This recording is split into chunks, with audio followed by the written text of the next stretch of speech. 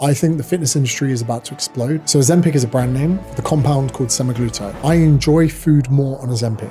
In the story you tell about your recruitment career, you probably weren't living like your truest life. Yeah, I had to lie all the time. I got dick of the day playing rugby. They put a bin bag around my neck. I chundered all over the bus and all over myself and still made it on a night out. And then I'd just tell the people, oh yeah, I just went for dinner with my friends. It couldn't be further from the truth. How did you go from being a PT to now being like a multi-portfolio business owner? Working with Chris Williamson meant that there was a lot of meticulous detail. The meticulous product details is Chris, and then the marketing is me. The one thing that completely screws my mental health is productivity. It's the one thing I care about the most. Your take on TRT I thought was fascinating because I'm interested. Is that something that I should be looking at? For me, I'd abused steroids when I was younger, so in my 20s, so I knew what testosterone felt like. And funnily enough, I haven't actually said this publicly. Wow.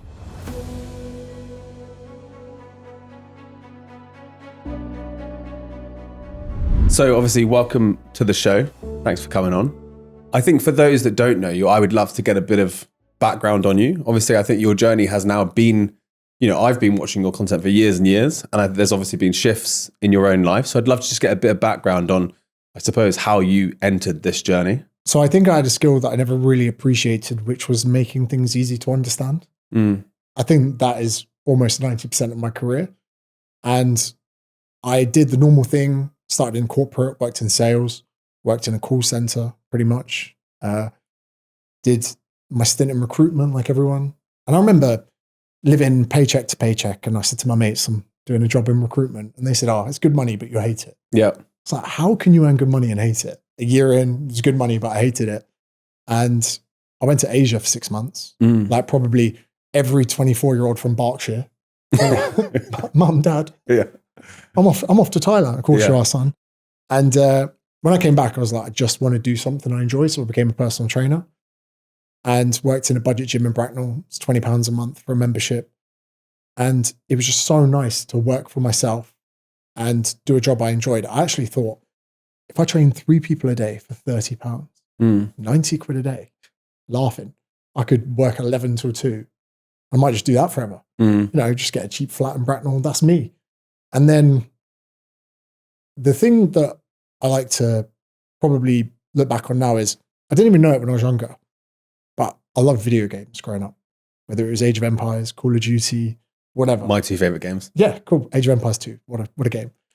And I was trying to explain to my mum last night, where I am one of your classic self-proclaimed, I did have an ADHD assessment. And they said, oh yeah, you've got it. But I can't trust them because there's some incentive for them to say you've got ADHD. But anyway, I was saying to my mum and dad, homework never benefited me because there was no repercussions of me not doing it. I'd get a detention, but then whenever I had detention at school, I would leave detention, put my rugby kit on and tell my mum I had rugby training. So I never even got in trouble for it. Whereas with video games, if you don't play and level up, you don't get access to things in the game. Like Grand Theft Auto, Vice City, you only get one island unless you do the work and do the missions, right? If you want to go to the other side and get the helicopters or fly the planes, you need to do the missions. So then when I was a PT, there was a part of me that was like, hold on, this is actually a game where the more people I talk to, the more clients I have, the more money I make, which then I learned gave me the leverage to control my pricing. And within maybe a year or two, I was the most expensive in the gym. And the main PT had been a PT for 10 years and he was an MMA fighter. He scared me. And I remember how much it disgruntled other people for me to be charging as much as the 10-year veteran in my second year. And that was the time that I probably became semi-entrepreneurial. You can't really say that in British culture. Everyone just thinks you're a dickhead. In America, they're like, go get that money. But my version of entrepreneurialism is just looking at your profession like a game. Yeah. Wanting to hit high scores, going on social media. And high scores in the onset was getting 25 likes on a video or getting 3 shares or a comment. And ever since, I've been playing the game, which running businesses for me is very much like that. I don't look at followers as if, oh, I've got 20 Twickenham stadiums full of people on TikTok. I stay very removed from that. But yeah, when it comes to finances, socials, growth, email marketing, conversions, all of that, to me, it's like a fun video game that I get to play all the time, help people with their video games. And helping people understand things helps people kind of play the game. And weirdly, that is how I'd explain my career. Writing the books would have been a strategic move where I knew that it could help me in other areas of the game. Doing live talks helps promote the book. There was a time when we had sold more tickets to a live event than we had pre-orders for the book that the live event was about. So somehow I got better at promoting the talk than I did the book. And all of these course corrections over time makes you what some people could call a good marketer. And once you kind of understand the framework to that, you can apply it to any area of your life. And you talk a lot about honesty and how that's changed in your original career to now. And I suppose that in the story you tell about your recruitment career, you probably weren't living like your truest life. Whereas now, from everything I see about you, you seem like you're happy, very much yourself, very honest about your entire life. Whereas what I've seen of you before, it seems like you were living effectively someone else's life. So my dad worked in corporate in the City of London, and I always thought I had to follow in his footsteps. He provided for our family. Mum stopped working when they had kids. So straight away on autopilot, I was like, I probably need to get a job, probably need to wear a suit, probably need to work for a corporate company. And I remember I used to sit opposite a lady called Lynn, and she'd be like, and I worked for a very posh recruitment firm in Windsor called Eton Bridge Partners. Shout out. Yeah, well, they deserve it. They tolerated me all that time. I'll never forget, there was one, they were far too posh for me. And I think I associated posh with good. I couldn't stand it. But yeah, there was one guy, on a Monday morning, they'd do a meeting and they'd all talk about their wins of the week. It's a cringe fest. And I remember one person, he would just tap his notepad and go like, yeah. And I was like, I'm in the wrong place. So Lynn, she'd be like, oh, how was your weekend? And in my mind, I was thinking, I got dick of the day playing rugby. They put a bin bag around my neck. I did Amy Winehouse, where I had to do a bottle of wine strapped to each hand. I chundered all over the bus and all over myself and still made it on a night out. And then I'd just tell the people, oh yeah, I just went for dinner with my friends. It couldn't be further from the truth. And yeah, I had to lie all the time. What are you up to this weekend? Oh, going on a bender. It was all disingenuous, even on the phone, pretending to give a shit. The guy next to me was making 10, 15, 20 times what I was, and I was sourcing all of his candidates. So then he would be getting praise for his great placing. I would be the one on LinkedIn messaging everyone. So yeah, I just didn't vibe, but I didn't know any different. I didn't know you could do your own thing. I used to follow PTs on Twitter going, oh, that must be such a good life. Yeah. You get to work in activewear. That was the dream. Even now, I'm in activewear. It's the best thing. So presumably you left that job where you were making good money, but living, not your true life, as it were. Presumably you didn't make as much money initially when you moved to the new, PT setup. How did you manage that? Like, because a lot of people who watch this show or other shows are thinking, I would love to be an entrepreneur. I would love to, I'd love to do my own thing, but how do you make that transition? It's going to sound really cliche, but I had a really good time in Asia and I was spending about £15 a day. That was the average amount I spent. And I think that knocked me down a few pegs where before I went away, I had like a bit of a sports car that I had on finance. Yeah. And then when I got back, I went and bought an old VW Polo that had been written off. So I went from having a sports car to having a former written off Cat C Polo where I had to put the key in the door to manually lock it and unlock it. And I moved back in with my parents. Yeah. And I was just happy. And going to work and building my own thing, it was strange. I had pride in my work for the first time in my life. And then it's strange you say that because I turn up to the gym. I say, how many PTs are there? I said, there's only 2. Oh, doesn't sound like a great place to work. But I was like, oh, I'll do it anyway. Yeah. And when I get there, first day, I go, can I email the members? And this is before GDPR. The manager goes, yeah, sure. And so I said to the guy behind the desk, I go, can you extract all the email addresses from the gym that have opted in for marketing? And he gave me a file with everyone's email address. So out of 2,000, I think maybe 600-700 emails. So I blind carbon copied all of them and just wrote an email saying, my name's James, I'm a new personal trainer. If there's anything I can help you with, email me back. And here's my phone number. And I think I was at about 7 or 8 clients in my first week. So then it meant I had more time on the floor, which meant more people would be like, oh, who's that new coach? So I got to 30 hours within maybe 2-3 months. And it was because of the time in recruitment. I wouldn't even know what a BCC on an email is. When I help personal trainers now, I'm like, oh, just BCC someone. They're like, what's that? Or they'll show me their email that they've planned out. I'm like, mate, that's from ChatGPT. Yeah. Just be chill. Just write something relaxed. Yeah. Be honest. Yeah. Yeah. So there's those kind of things that I definitely learned. So I'm very grateful for the sales and the inside marketing departments, because they curated what type of personal trainer I was going to be. Mm. And yeah, even just that first marketing email meant that by not trying too hard to earn loads of money, I actually ended up in a net better position. And I was getting all the money. Yeah. Which, I didn't actually account for tax at that point as well. So then I had to work extra hard in the second part of the year. And then I couldn't believe it the first time that I was told I could expense stuff. I didn't understand that. Some of my friends still don't get it.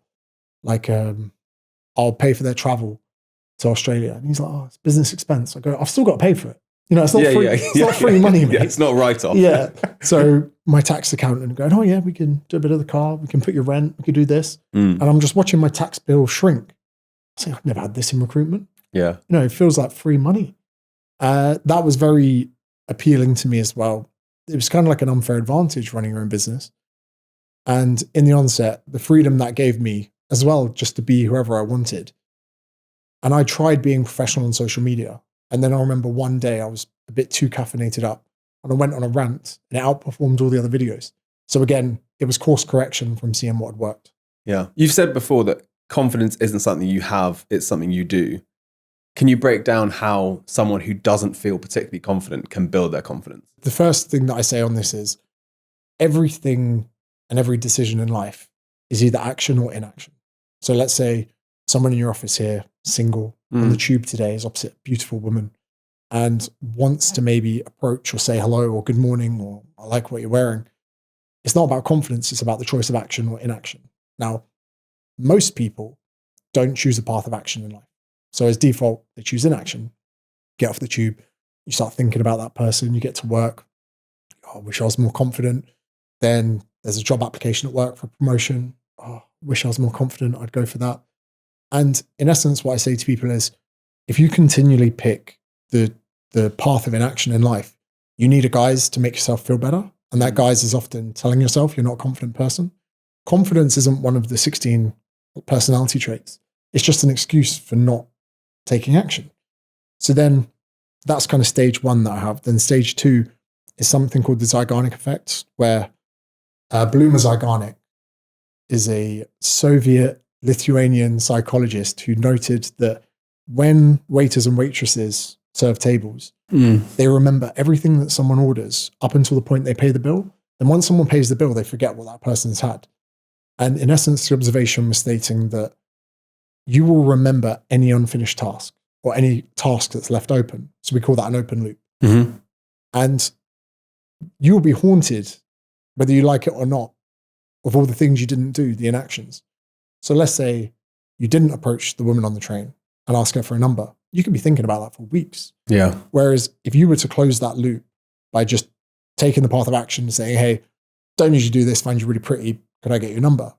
Even if she says no, or she lies about having a boyfriend, or she shows you her wedding ring, that loop closes there and then, and you no longer have to think about it. Leaving loops open is what people do at the end of a TV show with cliffhangers. You have to get closure by watching the next episode. It's what they do in season finales.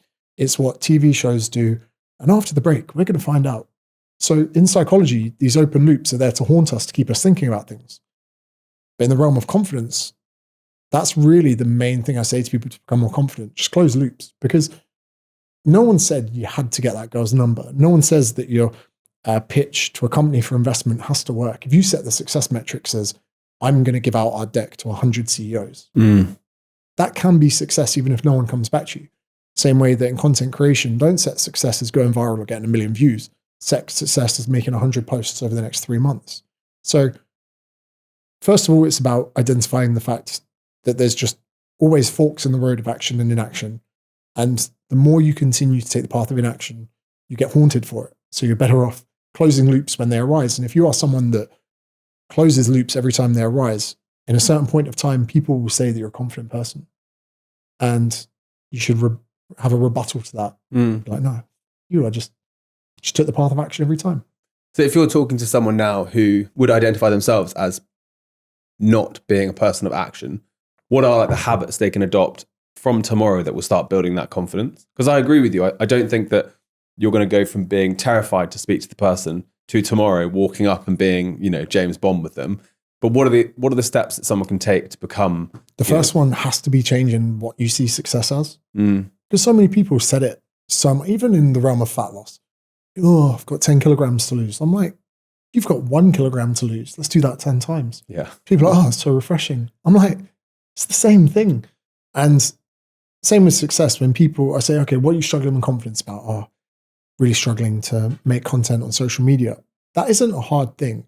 But if you want to make content on social media that performs well, that is. So if people can reframe what success looks like and really bring it down to, there's something that someone's capable of. You could bring me your shyest member of staff and we could say, okay, we're not going to get you to ask anyone out this week, but you're going to say hello to 10 strangers.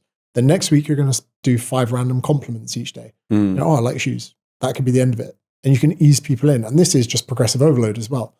When we work with people in the gym, there's so many connections between every job that I've ever done. When someone comes to the gym, I don't care of their level of competence. If they can't do a back squat, I don't give a shit. It's my job to find out what they can do. Yeah. And then from that, I just need to identify the next thing. So whether or not a lady can only do box squats on a 12-inch box, my job is to then find the next step that's difficult. And even if it's to the majority of the gym that come past and go, oh, that's not impressive. It doesn't matter. She's got her own individual journey. And maybe in 3 months' time, she might have something that is much more impressive. But fundamentally, the whole point of training people is to find out where they are and find the next step. And I never, with any client over the years, would want to give them too much. But yet in the realm of success or social media, people think it's completely fine to overload themselves with huge expectations. We would never do that. If someone's got, a back squat, 1 rep max of 100 kilograms, you don't go, cool, do 200. You'd say, okay, your next goal is 102.5. And people just really weirdly have these double standards in their own life when it comes to success and confidence.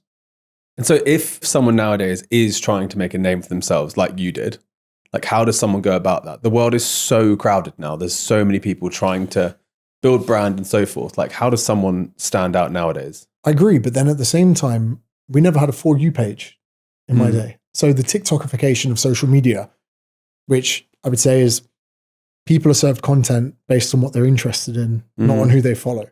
So in some respects, you could say it's easier now because the algorithms now are better suited to categorize your content based on what's in it and what you say and put it in front of people with those interests. So back in 2017, 2016, that was a lot more difficult. There is more competition, but still the majority of the market still fail to hit the fundamentals of content creation. First of all, the majority of people, this would be my advice for them. Wherever they are, they just need to focus on making 100 videos. I never said they had to be good. I don't care if they're shit. I don't care if they bomb. They need to do it as fast as they can because that usually is the biggest hurdle. The same way that so many people that are fat and out of shape, they just need to go to the gym for 100 days. 100 days in a row. I couldn't give a shit if you turn up, walk on a treadmill for 7 minutes and f off. I don't care. But I need you to go in that building and leave. So much of the first barriers is just turning up. Same with social media. So many people are waiting to be good before they start. That doesn't work in any realm. Same in Brazilian Jiu-Jitsu. You're going to suck for the first 2 years. And in Jiu-Jitsu, that's normal. When am I going to get my blue belt? Oh, maybe 2 years. Yeah. And even then, you're still just a blue belt. But in the world of social media content creation, I had one guy. He said, I've posted every day since December. December gone? Yeah. I said, mate, you mother. I said, it's been 4 weeks. Yeah. 4 weeks. I think I posted for 3.5 years before I got my first client. And granted, a lot of that time I was just posting shit. I was posting pictures of my lunch. Like, where are my clients? Yeah. I am or was the person I take the piss out of now. But I said to him, you need to be doing this for months, mate. I think I wrote email marketing emails for 10 months before someone bought. This is the world we live in where so many people have just got crazy expectations. Yeah. I had a guy that I work with called Craig, and watching his content come along the last few months, there was part of me that was a little bit concerned because I'd reply to him all the time saying, keep pumping. I was like, there's no way he's better at editing than me now. He does all these transitions. And one of his videos, I said to him, you look like Walter White from Breaking Bad. Yeah. So we bought the hazmat suit and started making fitness content dressed as Walter White. And 320 days in, he went viral. Wow. And at 319 days, if he called me up and said, James Smith, this isn't working, I potentially might have agreed with him.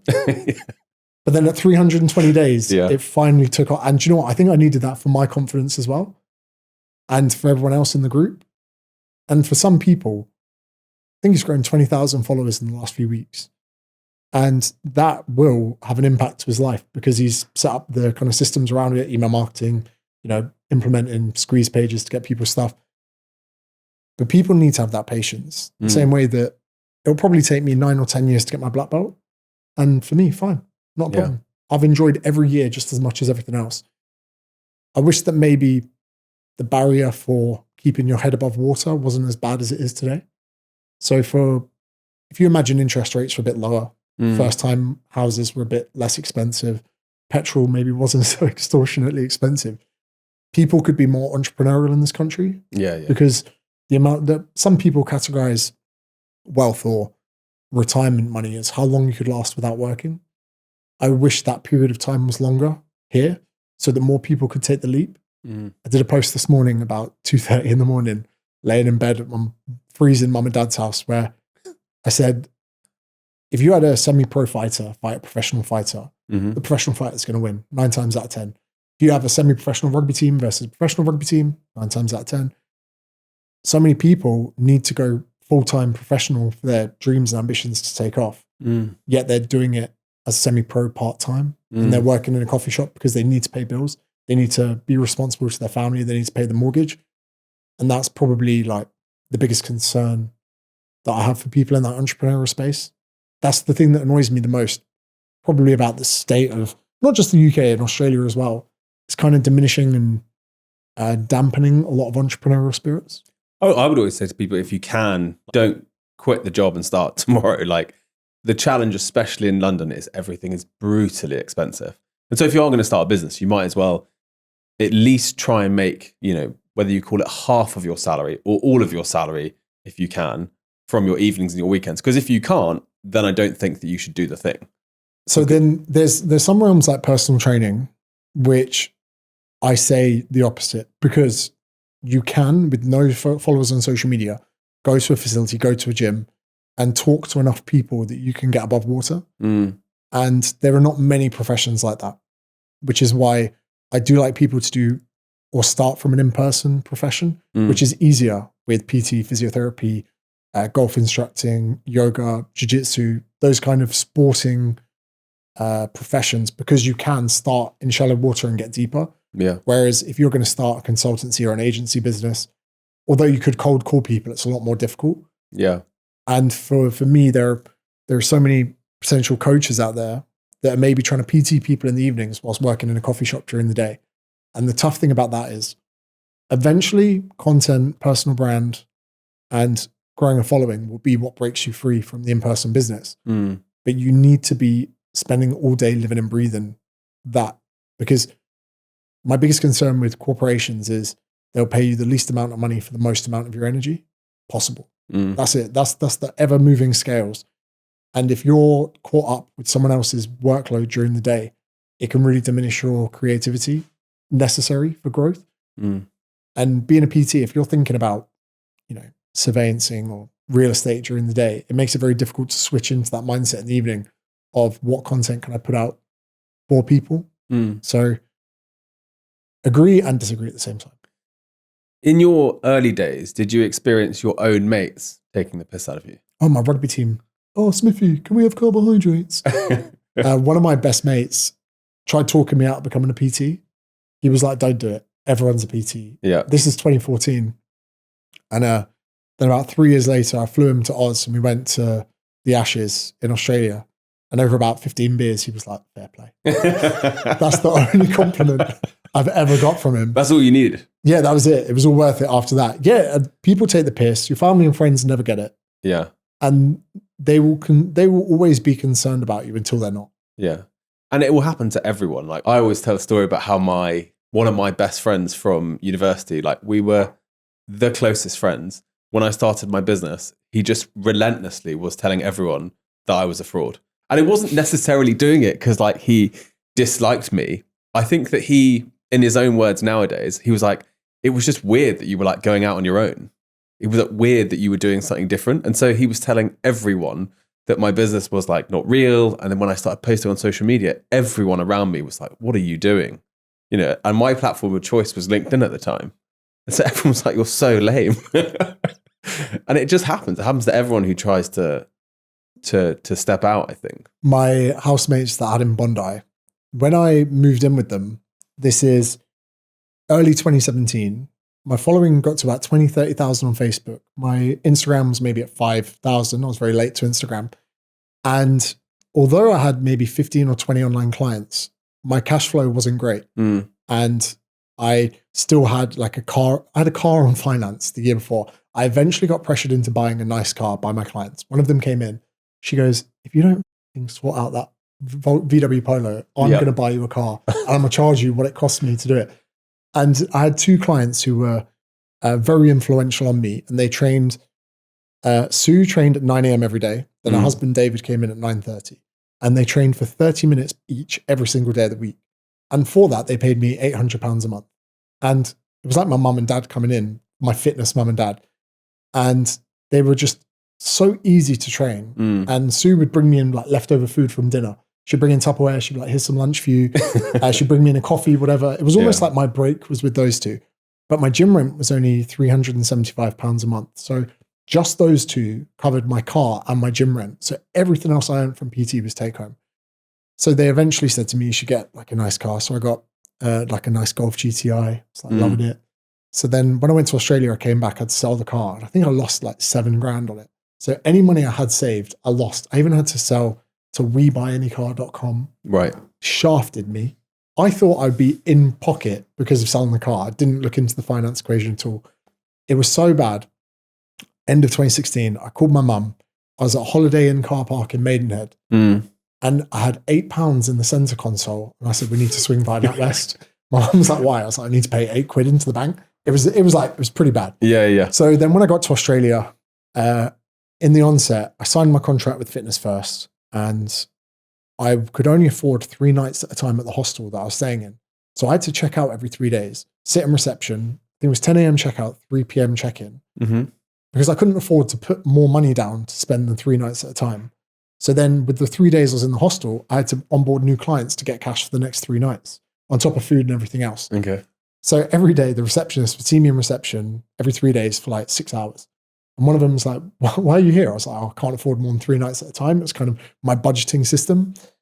So that was a moment where, I was fine.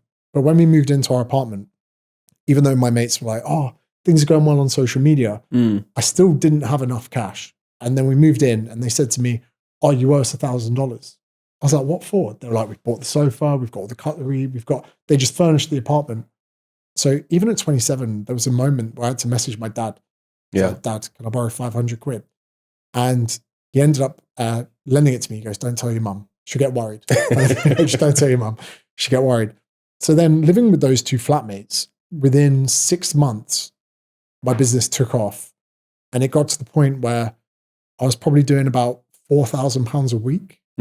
So they'd moved in with a guy that had to borrow money off his dad to get the sofa, to then living with someone. Well, I was like, I'll get this.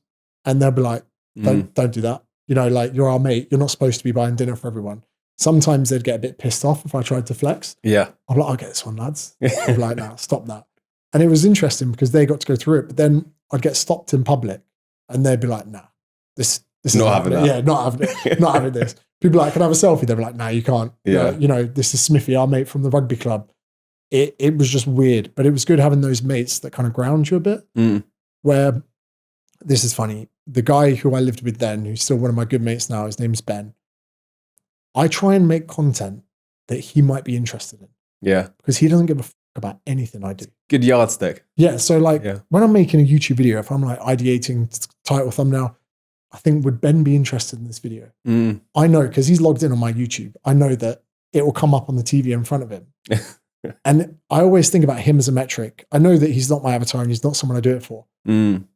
But if I ever find out that he's watched one of my YouTube videos, that's how I know it must be good. Yeah. It's a good yardstick of also like, I do feel like people can get caught up with content. They can make content a little bit too much for the views. And like, if your own friends wouldn't watch the stuff, I think it's a great yardstick to bring you back to stop being like maybe a bit pretentious or just like a bit, hacky for the views. If one of my good friends says they watched one of my podcasts and actually liked it, I'm like, that's the best feedback I can get. It's such a weird metric to have. Yeah, when one of your close friends gives you a compliment, it's worth like 1,000 compliments. It's ridiculous. Because they low-key hate your professional side. Yeah. They want you to do well, kind of. Have you ever been on a stag do or something with your mates and been recognised on the stag do? Not so much a stag do, because I don't think I've ever actually been on a stag do. Yeah, I've never been on a stag. How's that happened? Don't know. None of my friends like you. Yeah, none of my good. I've actually got quite a close circle. All my friends that I'm friends with now, only one of them's been married, and that was my manager. And we'd not worked together that long. And I didn't get invited on his stag because I just hadn't known him long enough. And I've never been on it. I've still never been on a stag do. Wow, that's crazy. That is crazy. The interesting thing about the early day brand was I would be very open and transparent about things like drug use. So for about 4 years, I'd say I've never said no to a beer. But then I would say to people, I'd take a story in Ibiza and be like, that was a good pinger. Or, don't be a hero, do half. And it got to the point that I'd be on a night out and someone wouldn't say, oh, you James from social media. I'd be like having a pee and someone would be like, do you want a bump? And I'd be like, good, thanks. How are you? Good to meet you too. Yeah. Then I'd be like, cool. But yeah, we'd be at a festival. Someone would come over and be like, I follow you on Facebook. Oh, yeah. Do you want a bump? So weirdly, that was a crazy brand transition where people felt comfortable enough to be the first thing they said. Probably why people loved you so much in the early days as well, that you were just like an ordinary dude who also made content. When my second year in Australia, they gave me a visa for 12 months, but I had to leave every month as part of the visa. So I'd go to Fiji, Bali, New Zealand on visa runs. Whenever I got to the towns, because I was traveling on my own, people would like DM and be like, oh, I work at this restaurant, you should come in. I'd be like, okay. And I'd just sit at the bar, some random person I never met, just get shit-faced. Just have 20 gin and tonics, end up going on nights out with people that had just DM'd me. I was an open book to anything. Yeah. I went to Coachella with 3 girls I'd never met before. It was wild. Yeah. Someone on my story questions said, do you want to come to Coachella? I said, yeah. So how did you go from being effectively a PT making content to like best-selling author, being on television with Piers Morgan? Like, how did those things happen? What was that journey? So the first book simply would have just been leverage from a publisher to go, this guy is growing on social media. I think when they got a sniff of my email list as well, I had about 100,000 on my email list. Right. They thought, even if 20% of those people buy, and if he starts writing it now and his current trajectory of growth, whatever, it'd be a wise investment. My manager, who's one of my really good friends, Luke, he basically, I say to him, he's got carte blanche. He can make all decisions on behalf of me, financially, investment, whatever. We've worked together for so long. Quick tangent. He was the first wedding I'd ever been to, and it was his stag do that I missed. It would have been his stag, and it was in Vegas. And he went with, I think, like 30 lads or something crazy. Well, the week before his wedding, he took us on a private jet to Ibiza for one night. And his wife pretty much lost it at him. But he was like, nah, I've started working with James. I need to show him, like, I can be the best manager for him. Okay. So 5 days before his wedding, we did one night in Ibiza on a private jet. And after that, I thought to myself, I can never work with anyone else. Who else? Live Nation are never going to do this. Yeah. We went to Eric Prid's. We stayed at Schweier. It was crazy. So ever since then, Luke has all the logins for my bank accounts. I have to ask him, where are we at? What are we looking like? Anything complex, I send it across to him. So he messages me. I was in Bondi. He said, congratulations. I said, what? He goes, you just got a book deal. I said, what book deal? And we FaceTimed each other and he told me, he laid it out. He'd been negotiating between Penguin and HarperCollins. I didn't even know. And there was no book proposal? Well, he got the book proposal. Right. He went through everything. He was playing them against each other for probably about 2 or 3 months. and saying, oh, James is really interested in this, because I told him that he could speak on my behalf. So when the first book deal came through, it was for an extortionate amount of money for a first book deal. And it really excited me. But I'd actually been kind of against it before, where I was saying, oh, I'm a PT, why am I going to write a book? It seems kind of disingenuous. Most people in the fitness industry just write a book for the cash. And Luke says to me, he goes, there's probably a lot of people in the UK that have seen you on social media and think you're a prick. I was like, yeah, probably right. He goes, they're going to see your book in Tesco's and go, there's that prick. Yeah. They're going to open it on a random page to see what you're talking about. And at that very moment, you could get them to go, oh, that's interesting. And I completely saw the book a different way. So I put a lot of effort, time into writing the book, refused to use a ghostwriter, which a lot of people do, wrote the whole book myself. I even flew to the W in Barcelona for 2 weeks on my own just to write. And I worked out how much I got paid per word from my advance. And I worked out how much a room was at the W and worked out that if I wrote 500 words a day, it'd cover my hotel. Right. So I was producing like 3,000 words a day, just sat down in the reception. I love that you have to trick yourself into writing. That's quite good. Took a fair bit of modafinil and just sat there, got really lean from not eating. And the modafinil, no? Yeah, the modafinil, I was just wired in the whole time. For anyone that doesn't know what that is. A narcolepsy drug that people, that people abuse to be productive. Took at university, yeah. Yeah, so. Very good though. Yeah, and I've been kind of medicating that part of me for a long period of time. And so we did the book. And the book deal, well, first of all, I think that my publishers were very happy that I'd actually written it. Yeah. And I was early. They said, we'll give you 12 months. And I said, can we do it in 6? Because again, maybe the ADHD part of my brain, I can't have too long to do something or I just won't assert the level of importance to it that it needs. And I also, as a self mechanism that I use to be productive, is kind of catastrophizing the scenario of it not working or not working out. So I sometimes say to myself in my mind, oh, James, if you don't work really hard this month, you might default on your mortgage. You could lose everything. You could be homeless. You know, really not a very healthy coping mechanism to work with productivity, but it works. And did the book in 6 months, really enjoyed it. That is unbelievable to write a book from scratch in 6 months. I just went underground. But the fact that I wasn't doing in-person PT sessions, I used to spend 5 to 8 hours a day with people nonstop. And each personal training session is like a one-on-one meeting. And that was my life for 3 years. So the idea of sitting on a laptop for 6 hours and just writing was easy. Yeah. I could just drink coffee, listen to music, and just give my energy to my laptop keyboard, not people. Not to say that personal training is a very difficult job, but having 7 hours of conversations is. I barely spoke to my parents for 2 years. I'd come in from work. I'd then go to rugby training in the evenings, two nights a week. So by the time I got home, they're like, how's your day? I'm like, good. Just go to bed. Just finished, yeah. But you know, my parents, credit to them, my mum would cook so much for dinner that I had stuff to take with me to work the next day. For probably the first 2 years of being a PT, I would just get out of bed, chuck the sheet back over. My mum did all my laundry. Legend. She probably gave me 2 hours a day back from not having to do laundry or cooking or any of that admin, which meant I could just spend more time at work, be more obsessed with doing all of that. And it allowed me to become proficient at doing PT for a long time. So the book writing comparison was easy. Then Piers Morgan was doing his book with HarperCollins at the same time. So my strategy director at HarperCollins teed that up. So I managed to go into Piers Morgan relatively warm. But I was on Luke again, his idea, my manager. He comes from a background of festivals, music, artists. So when he arrived at the fitness industry, he was like, oh, you guys are all nice to each other. In the music industry, everyone's backstabbing bastards and squeezing each other for money. And he kind of treated everything as if we were an artist. So our live shows, one of the first things we did together, he said, how do you feel about doing 12 events across the UK, Leeds, Bristol, Birmingham, small places, 200 seat capacity? And are the events about the book? In the onset, they weren't.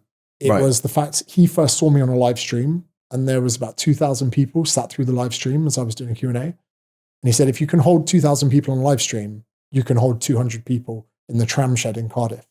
So I said, cool. Yeah, let's do it. He goes, cool. We've already booked the venues. These are your dates. Here's your tour poster. Wow. And we kind of, in the onset, pretty much just had a piss up with all the people that came and then went out with them afterwards. The first tour, I remember getting people from the crowd, one guy laying on his back and I was pouring Cafe Patron in his mouth. Like, they were raucous. It was just fun. Because was it girls and guys? Oh, mostly girls. We had to change the signs in the bathrooms. So say you had like a 50-50 split of girls and guys bathrooms. Yeah. We had to change some of the men's to women's because it was probably 80% women the first year. Sounds like Magic Mike. It was insane. And then over the years, the male audience started growing a bit more. And then when the book came out, it was great because it allowed us to then structure the talks on that. Yeah. So I would then turn the talk into a mixture of a TED talk with like fingering jokes. That's the only way I can explain it. So the live shows, year one for Not a Diet Book, we had quite a lot of fun with it. By the second half of the talk, I'd come out with a gin and tonic and I would just have fun, crack jokes. It would be kind of it'd be fun, all of them. And then as the talks have evolved over the years, for the confidence talk that we did, would have been 2022. We had 3,500 people, Hammersmith Polo. I've sold out Opera House. Funnily enough, the book 2 that came out, we made more money from the talk than we did from the book because we toured Australia and the UK. Wow. So that was crazy. And because they reduced VAT and all the venues we got for super cheap because coming out the pandemic, they had no bookings. So that was crazy. When we looked at the P&L, we're like, hold on, we made more from the tour than we did from the actual book and book sales. Book 1 was great. Oh, for the Piers Morgan thing, he was doing his book with HarperCollins as well. And we were doing our events. We had Belfast and Dublin, 2 nights on the trot. The night in Belfast was tough because everyone got so drunk at that event that someone got kicked out for the first time from an event for being inappropriate, which we had a pretty good tolerance for inappropriateness. Yeah. And then the next night, all of my friends came over to Dublin to surprise me. So I'm book signing in a bookstore and all my friends come in. Do you know Paul Alima? I'll get you onto him. He's like a big creator. He's a 6'4" black Nigerian guy with an Irish accent.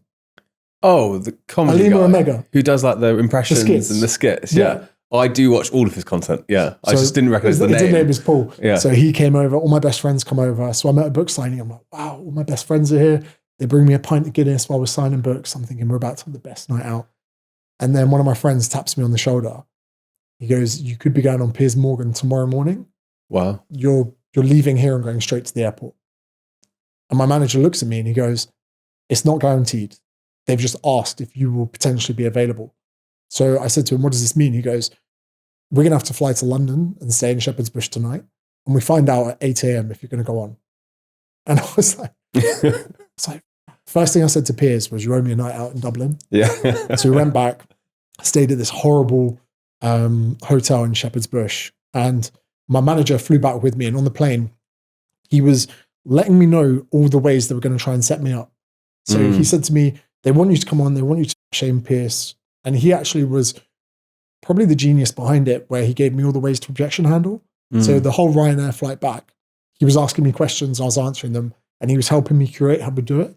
Then at breakfast at 8, I think it was 8 in the morning, they're like, you're going on. So then we go to White City Television Centre. I'm shitting my pants. And like, this is my first proper TV experience, Good Morning Britain. And funnily enough, for the first 2 years that Luke and I worked together, he always joked, he said, you're going to go on Good Morning Britain. I'm going to be eating a pastry in the green room. So for us, when we eventually got into the green room, there was like Gascoigne was there. Yeah. Then there was someone else. And it was kind of a weird moment, but there was no pastries. Yeah. So my manager was like, fuck, no pastries. And we went out. And at the time, I don't really remember any of the interview because of the adrenaline. Yeah. And I came off. I see him in the green room. I was like, how did I do? He was like, you nailed it. And I was like, it was crazy at that point. I watched it back and I don't know how I came across composed on TV. I was shitting my pants. And then our publishers messaged us and we sold so many hardbacks from that interview that we were pretty confident we're going to secure the #1 spot. And it was annoying because there was the other book The Boy, the Fox, the Horse, or whatever it was called. There was I like missed that one. There was a book that came out. It was like a mental health book. Mm-hmm. The Boy, the Fox, the Horse, or whatever. I think they only printed 30,000 copies, and then it got Book of the Year, and it was doing like 50,000 copies a week, every week. Oh, wow. So even HarperCollins were like, sorry. Yeah. There's this one book that's come out of left field, and you're just not going to get it. And it was pretty much that Piers Morgan interview that secured us the top spot. Wow. It was mad. It was crazy. I had friends from school messaging me, I've just seen you on TV. I think we did like 15,000 new Instagram followers. Good Morning Britain was a weapon that's kind of died now. And the interesting part was we then had to fly to Scotland to do an event in Edinburgh. And then our next show was in Newcastle, but we got asked to do Chris Evans the next morning. So we fly up to Scotland and we finish the event and we come out. And my manager, again, didn't tell me. We come out and there's a tour bus. And all my mates that were in Ireland were on the tour bus. It was a tour bus that Calvin Harris had for one of his tours. Right. I said, how much does this cost? He goes, don't ask. He was like, just don't ask how much it cost. So then we were literally traveling around the country like rock stars. We had a massive double bed in the back. There was like maybe 12 bunk beds, a massive living area. So we overnight went from Edinburgh down to London. We showered next to the Shard in a like crappy hotel, did Chris Evans radio, then went up to Newcastle, and we traveled the country. This is for a book launch for a fitness book. Yeah. But the kind of hype we created from being on the bus, going town to town, drinking with everyone at all the events. Yeah. It helped our ticket sales. It helped the book sales. We would do every signing we could as we went around. And it was kind of my manager saying that you go to a WH Smith to sign 30 books. I remember we took a Viano to Norwich, to sign like 35 books. Yeah. The Viano cost £2,000. The royalties on that book was like 40 quid. But he says to me, no one is stupid enough to go to Norwich to sign 40 books. And he's like, that's what is going to make you a #1 Sunday Times bestseller. Because you can do the things that other authors just won't. Yeah. I mean, it's crazy to think that, I think from the outside, if you haven't heard that story, you might think that you were just successful from online. But it sounds like you did like toured the country, signed a shitload of books. Went to the factory, signed 10,000 books before it came out. It takes like 9 hours nonstop to sign that many books. Did every radio, every podcast. Even now, we still have that kind of work ethic to it. And I know that my manager is on calls at 11 p.m. He's got a young family. Is he just your manager? Yes. He also is a shareholder in Newtonic. Right. He helped Chris Williamson with his live shows. So when Chris Williamson came to Australia, it was my manager that did that. But pretty much, yeah. And then he has his own businesses, again, in the kind of nightlife. He does Defected in Dubai. He's had Fisher for a few gigs. So he still pops up music events here and there. Then he's got another franchise of like cheese and wine festivals. So he's got his finger in a lot of pies. So nowadays you're obviously working across a lot of different things. Like, how do you decide where is best to spend your time now? Chaos. It's no organization. I think people think I'm more organized than I am. Yeah. Even before we met today, I'm in a cafe and I love on my MacBook, I'll full screen things and swipe 4 fingers between them. So I'll probably periodically check my WhatsApp every 3 to 5 minutes. I would then, every time I get an idea, jump into another task and leave tabs open so I don't forget. Because I only close tabs when I know I'm finished with them. So then I'll be in the Discord. I'm writing a new course. I'll have my WhatsApp. Then if I have an idea, I'll open the tabs on Safari and I will spend bits of time between each. This is why I hate things being in my diary as well. So I very rarely, if you saw my diary, you'd laugh. It's maybe one thing every 3 days. Right. They just stress me out. If I have something on at 3 p.m. in the afternoon, I'm paralyzed for the whole day. Just float in between tasks. So it's difficult, but somehow, miraculously, I get things done before the end of the day. Some days I'm very productive in the morning. Some days I'll be at my desk until later in the evening. For years, I just had a PT business, which actually meant my life was really chilled. And weirdly enough, my second book talks about life design, balance. And I think that maybe I could be a hypocrite on some of those points where having one business, you can enjoy all of those things, but having several businesses, you can't. And now I've got a son as well. So whereas before I would almost gloat about the fact that I would only work for 4 hours a day, now it's quite a lot more. Yeah. And I definitely, having a family now as well, it's not stress, but it is stress. I can't switch off because it's not just my life that benefits anymore. But this could just all be a big excuse that I use to overwork. Yeah. Because I love the game. And so when did the new businesses, I would say, like when I look at you nowadays, like the drinks brand, like how did that all come about? How did you go from being a PT, a, you know, personal brand to now being like a, I don't know, multi-portfolio business owner? Like how did that transition happen? So the personal training business, we turned into an app in 2017. Me and another business partner. He was actually leaving the gym that I was joining, an English guy called James as well. And I said to him, why are you leaving? You know, personal training, we make good cash. And he pretty much just hates dealing with people face to face. I actually overheard him. We used to have the fitness first badges with a magnet. It says, my name is James. Yeah. And middle of a session, he just reaches under his top, takes his name badge off, and he's like, I'm done. He's like, I can't deal with this. And just walked away from his client. Wow. He just quit in front of everyone. So who was the client? just some guy. The guy just left there, middle of the set. The PT, James, was like, I'm done. So I spoke to him in the PT room. He's like, I just can't do this anymore. He's like, I just want to build websites. So I said to him that I had an idea where in essence, as a PT, you repeat yourself a lot. So it's about putting all those lessons into one place. The business that I thought it was going to be, ended up being nothing like it. We now provide affordable workouts to people where they get custom plans. That business has been running since 2017. Now, that business was fantastic. And my job for 5-6 years has always just been sending people to a website.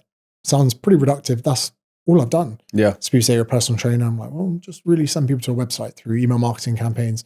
It was very simple. Online social media strategy, obtain details, run email marketing campaigns, get them to go to the website. Second, someone joins my online coaching platform. They work with the coaches. And really, that's my job. So I didn't realize that I was becoming a proficient online marketer or sales funnel guru, whatever you want to call it. Then the books came along. I enjoyed writing, and the muscle of being a creative writer. For years, I used to do a famous daily email. So I do an email marketing email every day. Wow. Yeah, I kind of burnt out after about 6-7 years. Yeah. But it would be anything. And I would say one day I tried meditating in a park and I wrote an email where I was like, today I did something in public that I've never done before. I was worried that people would see me do it, but I knew if I just did it, it'd probably take 3 minutes and I'd feel so much better. I'd get the release that I want. And if someone saw me do it, that's fine. And I made the email seem like I was having a wank in a park. And then at the end, I was like, yeah, today, of course, I meditated for the first time. So each email would be slightly funny, or if I went on a bad date, or if I got a big laundry bill from a hotel, or, you know, even if someone catfished me on a date, I turn it into an email the next day. Right. So for years, there are people now that I still meet and they're like, oh, I loved your email and the time that the washing machine did origami with your clothes or whatever it was. Yeah. So for a long time, when it came to writing the book, it came quite easy because every day I would spend half an hour sat on a laptop in a cafe in Bondi, just going, what am I going to talk about today? So the books came quite easy. Then we did the touring, we did the events. We started in very small venues. Like I said, worked up to the big ones on the tours. Then the drink came about probably about 1.5 years, 2 years ago. And a lot of founders sometimes over-egg the calls and the work. You know, people are like, oh, I've been working for this for the last year, when really the product was given to them at the last minute. Like, I can't imagine Logan Paul and KSI spent too long strategizing the exact font they were going to use for the Prime bottles. It was pretty much, hey guys, we need you to say you've been working on this for a year. Yeah. But working with Chris Williamson meant that there was a lot of meticulous detail, mostly Chris. Not to say he's difficult to work with, but we're definitely that yin and yang where I'm the chaos. I've got no problem with nutting out 20 promotional videos. I don't mind doing a 2-hour TikTok shop live. Give me 500. I even said to Luke this week, I go, mate, I'm in the UK for a week. Give me a high street and give me 1,000 cans. I'll give them out. That's the side of the business I love. Chris just wouldn't do that. Yeah. And that's fine. But then he moans at me for not checking Slack. And he'll go, James, Slack. I'll go in, I'll comment. He'll go, that's from a month ago. You've replied to a message from a fucking month ago. Have you not been in the Slack for a month? And I'm like, Chris, if you and I have a different opinion on something, we're going to go with your opinion. So there's no point. So the flavor profiles, the design, although I have some input, I would say as a business, the meticulous product details is Chris. And then the marketing is me. I'll get the whole marketing team on a phone call. I'll be like, talk to me about TikTok strategy. Talk to me about email marketing. Why aren't we doing this? Why are we doing this? What chatbots have we got set up for this? So I would say I'm very much the like knee deep, get my hands dirty marketing, where Chris is fantastic at ensuring the product, the design, even if there's not a dash between research backed, Chris will spot it. Yeah. If there's a slight taste change with formulation modifications, Chris knows. He's like a sommelier of the energy drink world. He flew from America with a suitcase of all our competitors in a case. Yeah. So it's fantastic that we're both so different with that. Launched Newtonic, had a great year with it. How did you two come together to begin with? Do you know what? I can't remember. I've been on his podcast for a few years before he was big time. Yeah. And he would come to my shows. I remember he came to a Newcastle show that we did that was maybe 400 or 500 cap. So it's probably a book 2 tour. And I think he saw that and was like, oh, I want to do this. Then we launched the drink together. Then Chris opened for my shows in America and Canada last year. And then I opened for his tour in Australia this year, where pretty much I do a 15-minute segment explaining to the audience why Chris is autistic. And I come with receipts as well. Yeah. So I almost have like a bit of a stand-up element to the show. Right. But you were just mates? Yeah. So knew each other, always happy to go on his podcast. And then when we started the drink together, I think from what's interesting is, I've been thinking about this the last few years. Sometimes a business relationship is better than a friendship because there's more value for each side. And I would say we definitely have a business relationship, but it's one where I look at Chris, there's a lot I can learn from him in the same way that Chris, I would like to think, looks at me and thinks there's some stuff he can learn from me, whether it's being more relaxed, showing his personality a bit more. When we're together, we get to see a cool side of Chris where we did some vlogs that bombed, but they were fun to do, where Chris convinces the audience that I've got a racist voice. Right. and it's funny because I'll say something, Chris will be like, racist voice. And that was a side you wouldn't see on his podcast. Yeah. You know, it's a side quite serious, yeah. Unprofessional. Yeah. Calling me a far right, saying that, you know, he'd be like, James is very much send the boats back, Nigel Farage, just throwing out right-wing propaganda at me. Yeah. But that's cool because I think Chris being with me can pull that side out. So we had a very good year, first year with Newtonic. Really good to have a product for once. To think that I could just take a product with me somewhere and that could maybe have a net benefit to the business. I really enjoy, I can be out and about, meet someone, I'm like, give me your address, I'll send you some products. And I know that's going to have a benefit to the business. There was never really a world where I'd send someone a free membership for my training app and it would, you know, really benefit the bottom line. I gave Carol Vorderman once a free access to the app. She followed me. I was like, oh, she's like, I'm interested in a workout app. I was like, oh my God. But having a product you can send people, having people say that they love the product, that's definitely good. Then ever since 2017, I've been doing business to business events in person where I just fill a room full of coaches or fringe businesses and talk through it.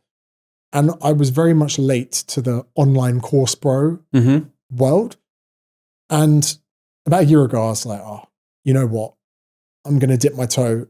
And I launched a business mentorship. And it was actually just to see whether or not there was the kind of hunger for it. Yeah.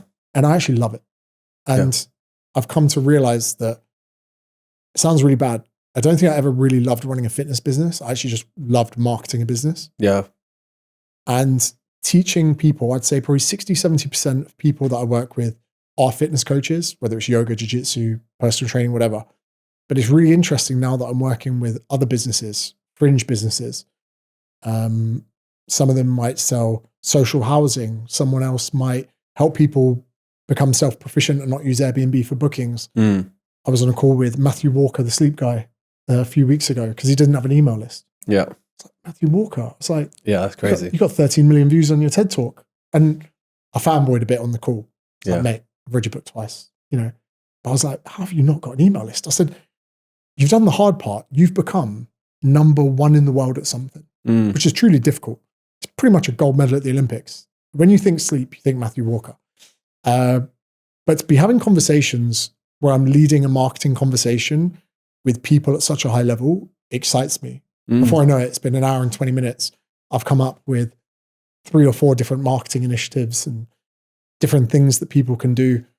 And spending all day, every day working with those businesses is actually making me much more creative, making me much more business minded. And then if I spend 3 hours helping small businesses, I then come back to the new tonic and I'm like, well, why aren't we doing this? Why aren't we doing that? There was even in the course, I referenced that in 2015, I saw a paid ad where someone said, give me your email address and over the next 52 days, I'll give you 52 ways to benefit your business. And every single email was an absolute banger. And at the end of 52 days, he promotes his book and then you buy his book. I didn't buy his book, but the 52 days were amazing.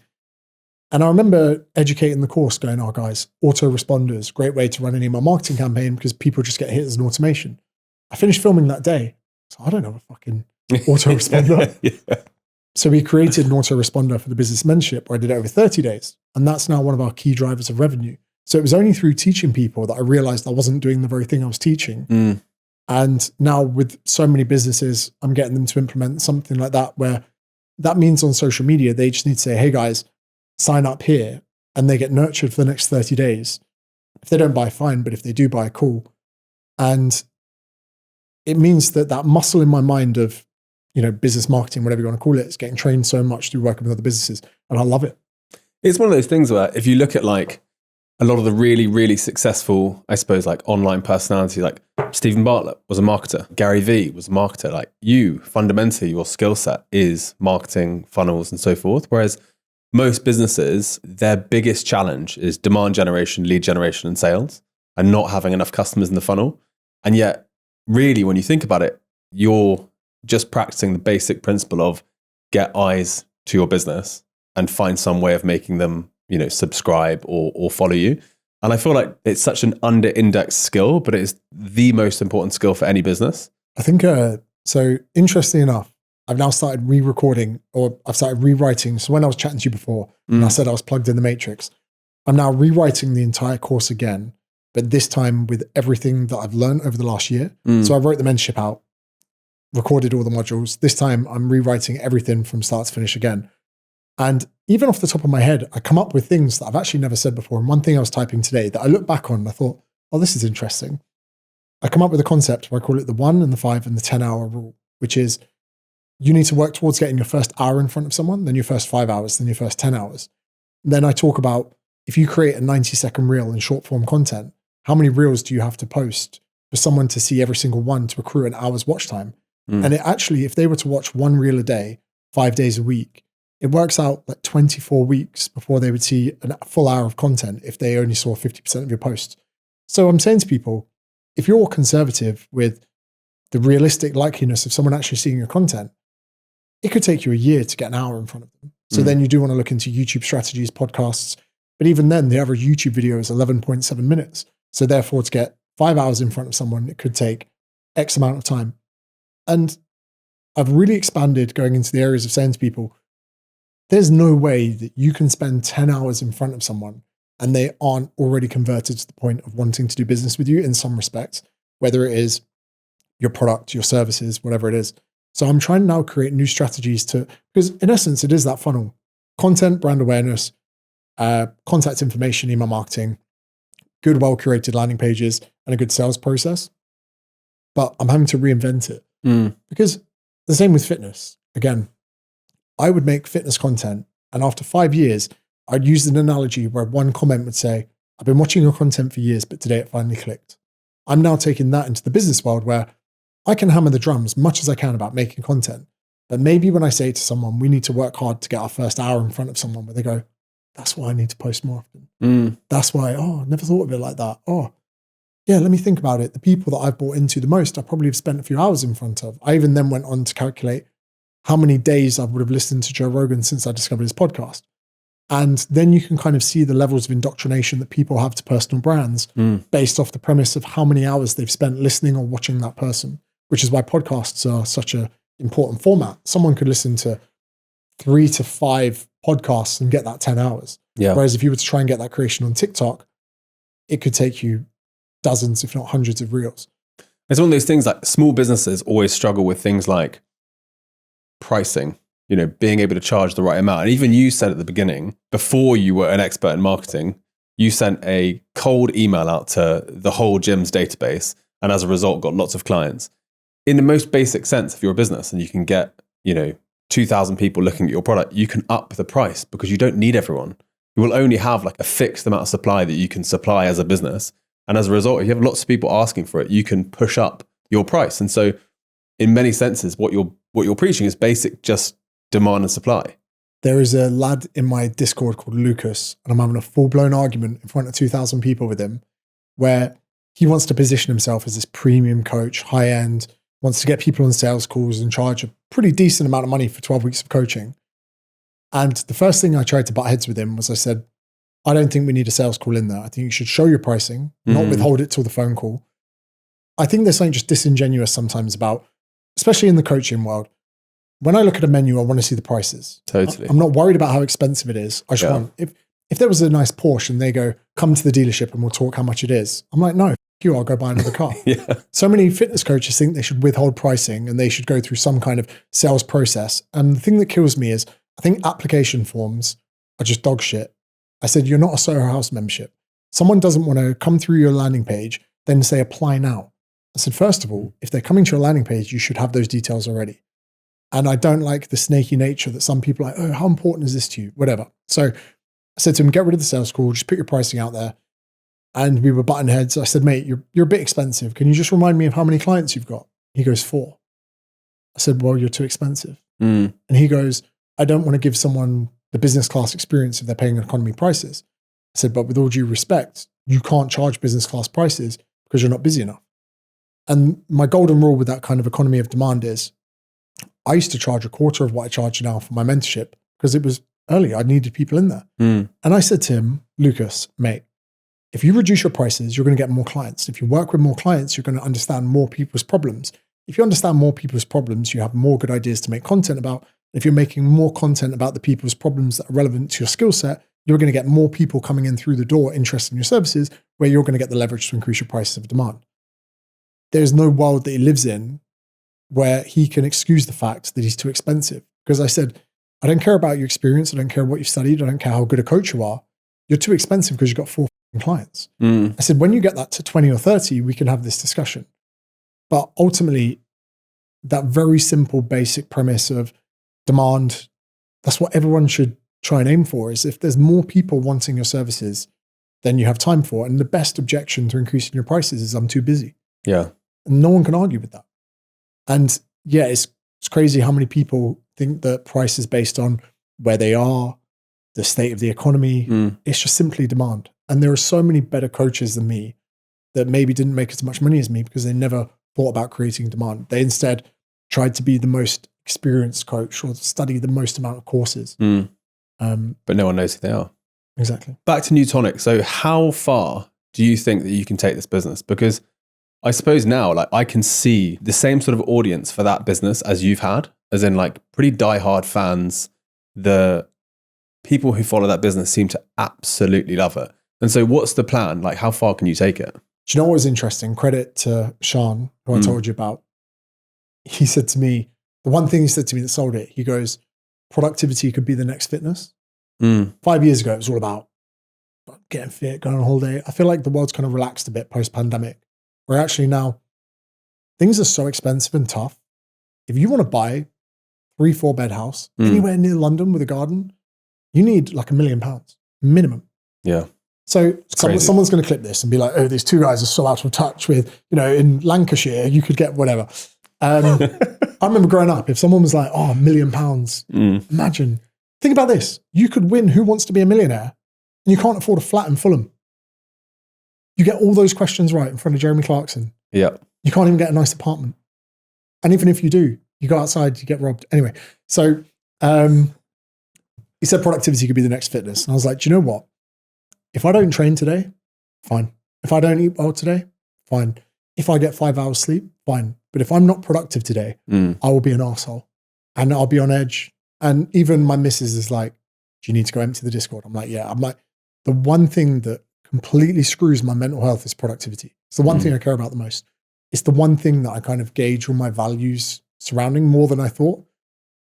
It's why since I've had more businesses, I barely drink now. I barely go out. I barely party, because energy is so important to me because of the amount of creativity I'm trying to get done on a daily basis. So this idea that people want to be more productive, I think it's not even just the product. I think it's what the product symbolizes. And that sounds really cheesy. I would never intend to say that publicly. But for me, for years, going to a cafe, putting on headphones, having a coffee and locking into work tasks, I've almost had to go somewhere to get work done. And I love the idea that maybe we have a product that can signal that to people as well. They go, right, when I crack this can, I'm going to sit at my desk and I'm going to get everything done. And I think that is kind of like the culture, locking in, working hard, side hustle, hobby, writing your CV, even something to the creator world where writing a script for a video could be the difference between it getting 10,000 views or 1 million views, depending on how well your hook, your setup, your payoff. So having something that can support you with that, I think is a big market. I think now productivity is going to be of value to people. And that's not to say that coffee is bad. I'm drinking a coffee right here as well. But I wake up, I have my coffee, I take the dog for a walk, I come back. Then I say to my missus, do you need me for anything?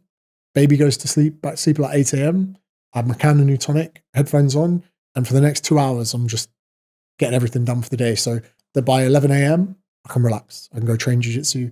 Everything's done. I want people to buy into that culture because, again, a lot of people might not believe it, but they could only be a couple of years away of hard work away from a completely different life. I've always actually really liked your take on things when you've done them on your channels. For example, like you talked about Ozempic, you talked about TRT recently, you talked about psychedelics. And I never feel like you're trying to sell anyone on any of those things. You're simply just saying give me 6 months. You're trying to, but you're trying to talk it through from your experience. Like your take, for example, on TRT, I thought was fascinating because I'm 34 and I think for the first time ever, I'm like, wow, I feel a little bit slower, a little bit less strong than I used to be. I'm interested. Like, is that something that I should be looking at? And I can only imagine how many people are sitting there going like, is that something that I should be looking at? Is that bad for me? Is it going to have a negative effect on me? So can you tell us your experience? And like, if you're talking to the audience of people who are considering it, what would you say? It's a lifelong decision. It's not an easy one because when you go on, ideally you will be on for life. But then for me making that decision, I thought to myself, well, I've always kind of imagined myself going on closer to 40 anyway. So then I'll say I'm 30, I'm nearly 36. I think, well, it's 5 years early. What difference does it make?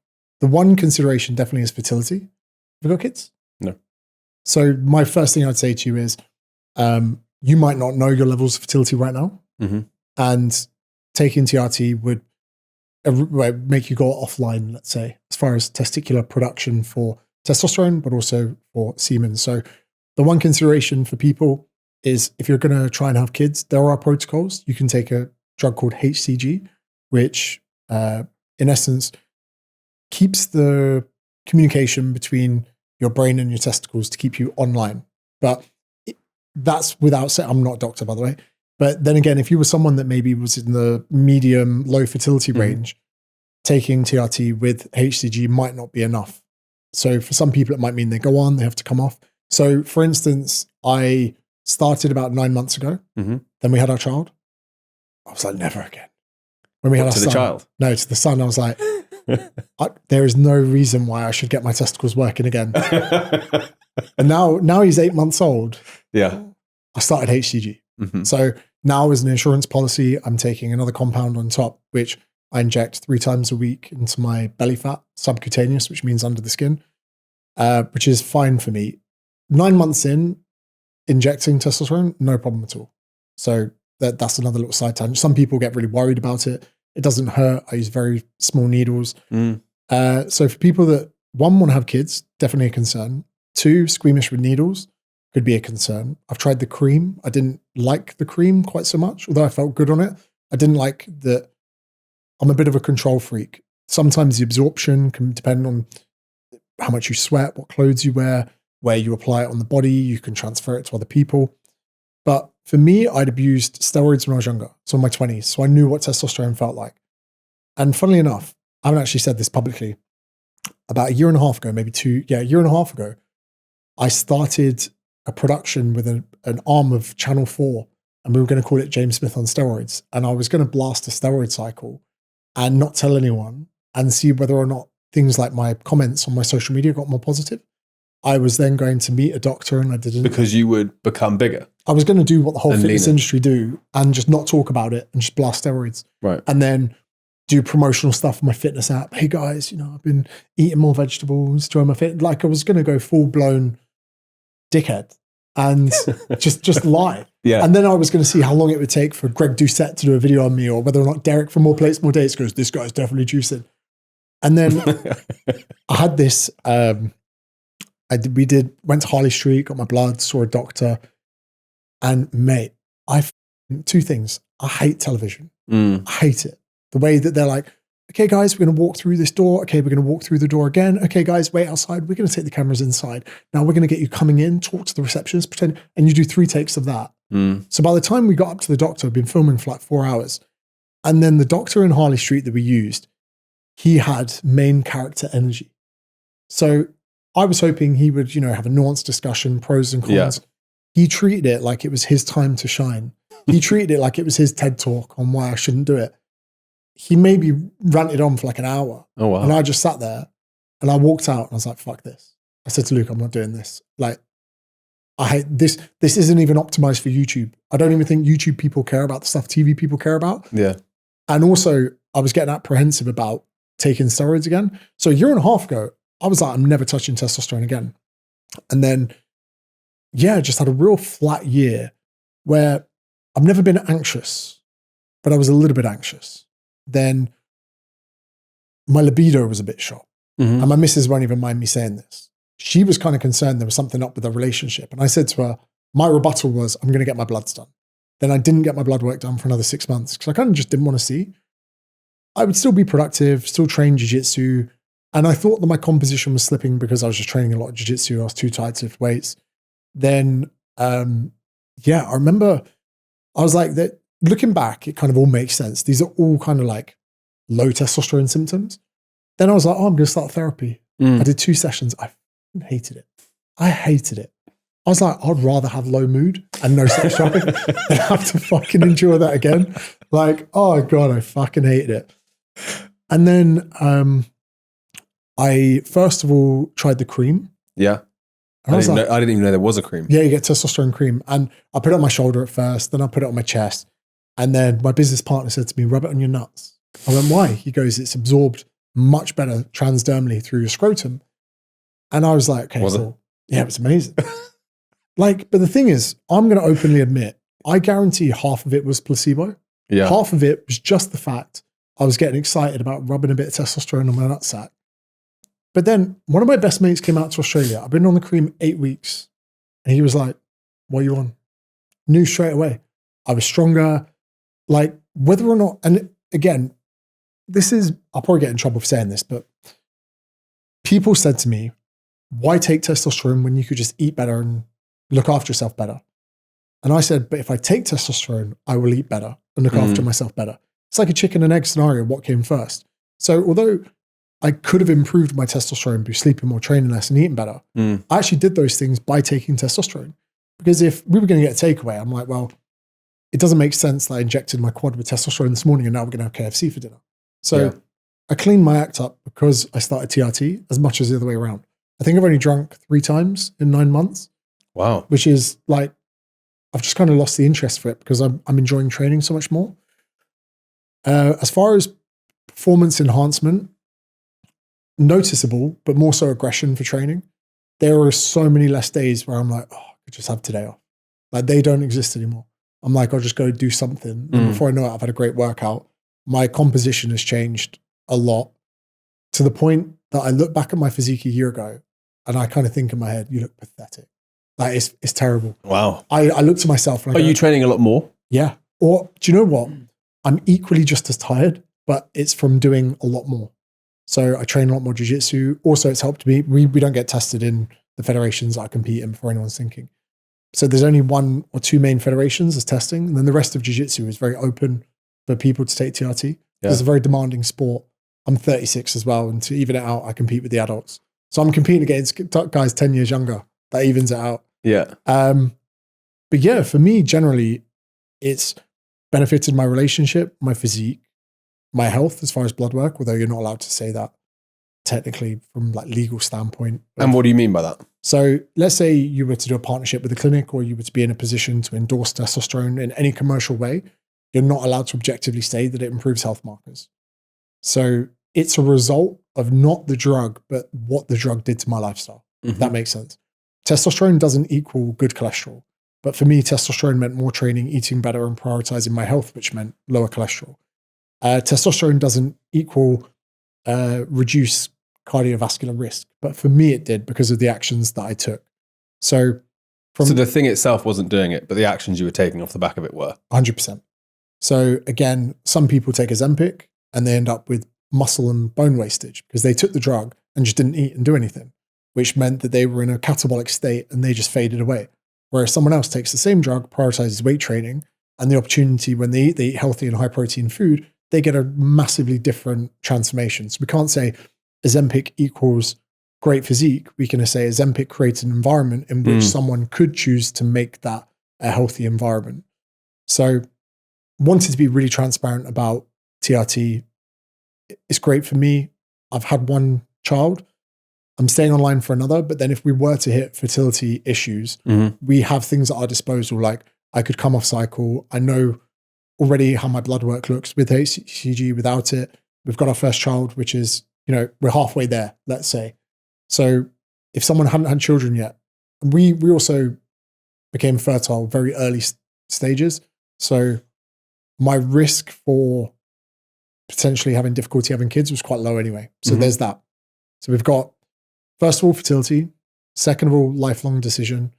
Third of all, some people and doctors will recommend that you inject once or twice a week, but it's because they're keeping in mind, they want to make sure they give a protocol to someone that is something they can stick to. I inject every second day, a smaller amount, so that my blood levels remain much more constant. For some people, that can make them quite squeamish, but the needle I use is tiny. So the needle I use is something called a 27 gauge. And I've gone down all the rabbit holes of all different needles, injection frequencies, compounds, whatever, to the point that when my son was getting his baby vaccine, 6-month vaccine, they pulled out a 25 gauge needle. So, excuse me. I was like, I don't even inject with one of those. Like, that's a pretty thick needle. But again, when they're injecting the baby, the thicker the needle, the quicker they can administer the injection.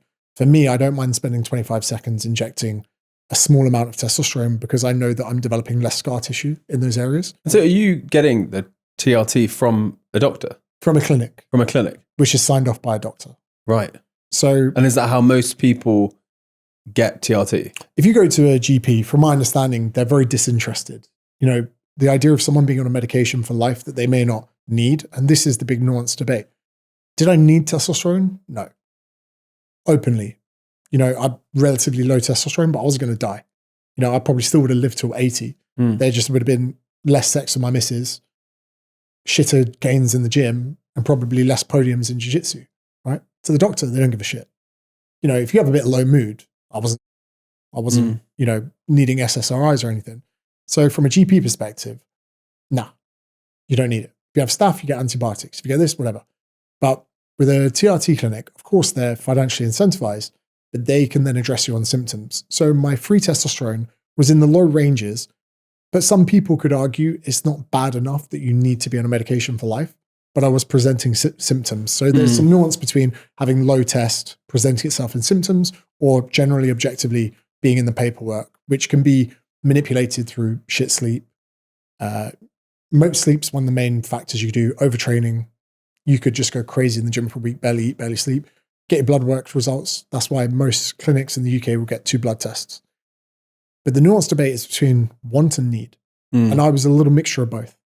I wanted it, but I also kind of felt I needed it because I didn't want, sounds really bad. I didn't want a life between 35 and 40 where I had to step back on training, where I had to do less of the things that I love. Because I love working, cool. But I also love training jiu-jitsu, also love lifting weights. And for me, taking testosterone meant that I can enjoy the things I love more and I can get better results from it. After 30, your testosterone just starts to decline. Your results will start to decline. Your strength, your aggression, everything as a man just slowly starts to decline to the point that before you know it, you're 50. But similar to, they say if you put a frog in hot water, it jumps out. But if you put it in cold water and heat it slow enough, it'll boil to death. Turns out that's not true. But that same adage is probably most men, and we could get into a discussion about women who I arguably maybe even have it worse with menopause, but for most men, our decline of testosterone is so gradual, we just kind of think, oh, it's just aging. You just get slower. Yeah. Yeah. And that's what I thought for the majority of it was, oh, it's just aging. And even if we were to objectively say, if someone goes, oh, you might live less, you were going to live to 85, now you're going to live to 75. I go, oh, do you know what? I'd probably rather be a more jacked, leaner dude during my peak years, have the 5 years at the end. But I don't even think that is the outcome.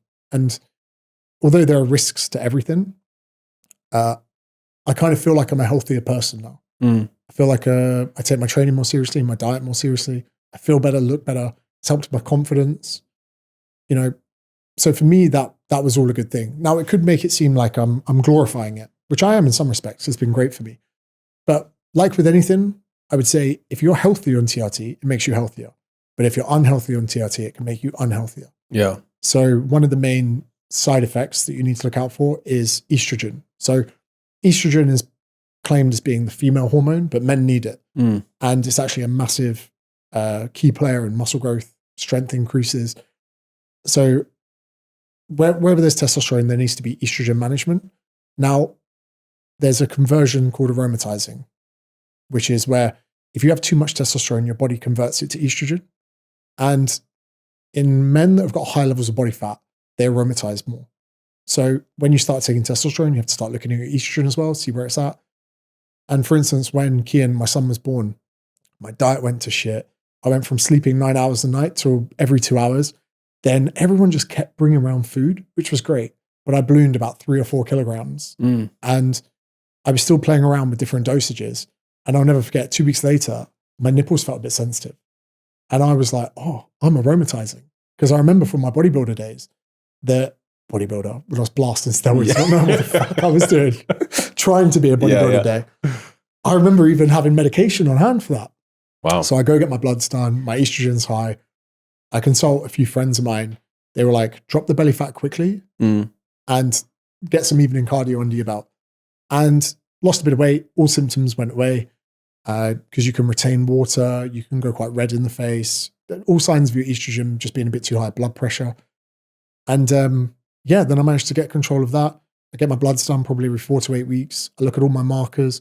And then I tried different things to try and, I'm gamifying my blood work now. I'm even putting them all into ChatGPT. The second I get my blood work, I put it into ChatGPT and say, what trends can you notice from all my previous blood work? And it's like, oh, your liver function's improved. This has come down. I can obviously go through it myself and have a look. But now even trying to supplement different things that can help those little markers.